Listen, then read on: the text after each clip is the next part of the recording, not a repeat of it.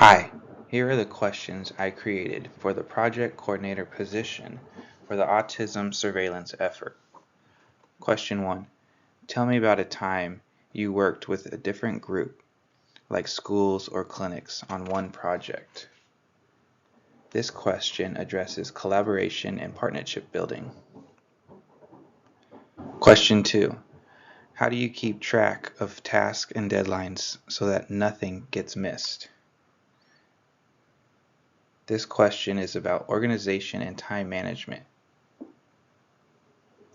Question 3.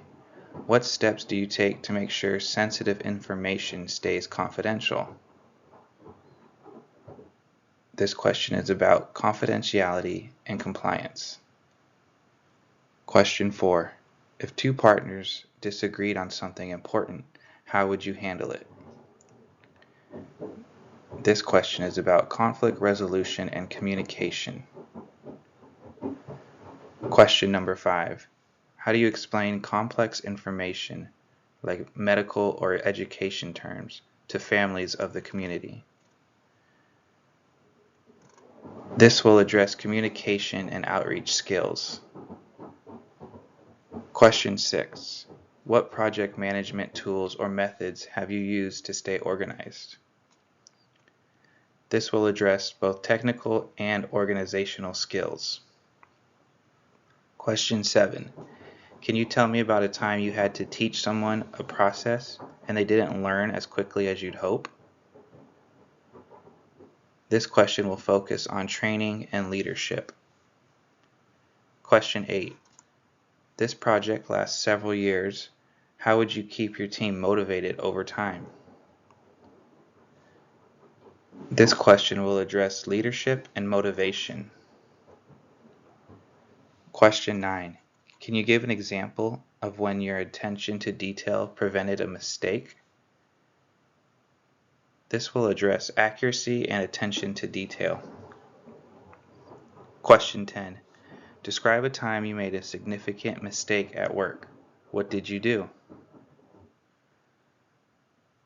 This final question will look at accountability and communication. The goal is to find someone who is not just organized and efficient, but also a strong communicator and a thoughtful leader. That is what we're looking for in the project coordinator. Now, for the questions I developed for the epidemiologist role on our autism surveillance project. Question 1. Tell me about your experience collecting or analyzing health data for large groups of people. This question will address surveillance experience. Question 2. How would you make sure data from schools and clinics is entered the same way by everyone? This question will handle data quality. Question 3. How do you remove personal identifiers from data while still keeping the information useful? This question will address data privacy and integrity. Question 4.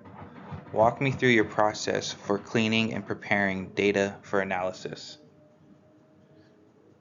This will focus on data management and preparation. Question 5.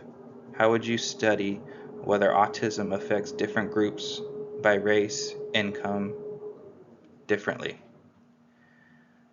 This question will address health disparities analysis. Question 6. Tell me about a time you received constructive feedback. What was the feedback and what was the outcome? This question will address evaluating your ability to receive feedback. Question 7. Can you describe a time you had to solve a problem with incomplete information or data? Here, this question addresses problem solving. Question 8. How would you explain complicated findings from data to non-scientists like parents or teachers? This question will address communication of scientific results. Question 9. What steps would you take to make sure your analysis is both accurate and ethical? This question will address scientific integrity and ethics. Question 10. Why should you be our final candidate for this position? Here we are giving you a chance to sell yourself. These questions are designed to find someone who is skilled in epidemiology and data management. Hi, my name is Maria, and I'd like to walk you through the leadership foundations that will help us lead this autism surveillance project. On the left, you'll see the 3 leadership theories that will lead the project with purpose and shape how we connect our work internally and externally. Transformational leadership will encourage innovation and contributions from our team that will improve and ultimately shape services that support children with autism and their families. Servant leadership helps us put that emphasis in team and our community first, because it's important that sensitive data collected from vulnerable populations and our community be handled with trust and respect. Authentic and ethical leadership is probably the most important. When working with public health, our daily practices include ethical decision-making for the community. And on the right, we chose 3 motivational theories that could help us foster a respectful and engaged organization. Herzberg's 2-factor theory will support fair policies and strong supervision. The work we are doing is so meaningful, and Vroom's expectancy theory makes sure that the team sees just how much of an impact we are making or can make for families. And to help our staff stay focused and understand the mission, we want to implement Locke's goal-setting theory by providing regular feedback, especially when dealing with challenges. All 6 of these theories ground our organization and will keep us strongly connected to our mission. Now let's look at how we intend to shape the culture of respect and openness within our autism surveillance project.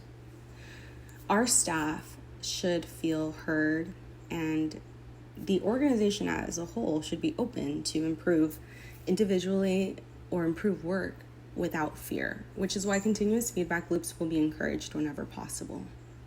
Recognizing and celebrating ethical and respectful work or collaborations will remind everyone about our mission, what we stand for, and help us shape how we interact. And because we're working with such sensitive data, ethics has to be a part of our day-to-day tasks without question. Regularly having huddles and reflection sessions will improve our staff engagement and also create regular opportunities where we can raise concerns and improve the work that we are doing. We want to be accurate in our data collection and handling, but we also must always be ethically responsible. Ethics training will support our mission, our chain of command, but most importantly, ensure accountability with everyone. Sensitive data must be handled correctly. Some of these details collected include medical and educational records. Culture and ethics are kind of the backbone of shared values, communication, and meaningful work. But to close, leading the Autism and Developmental Disabilities Monitoring Network will require our organization to work together because each staff member plays such an important role in this mission.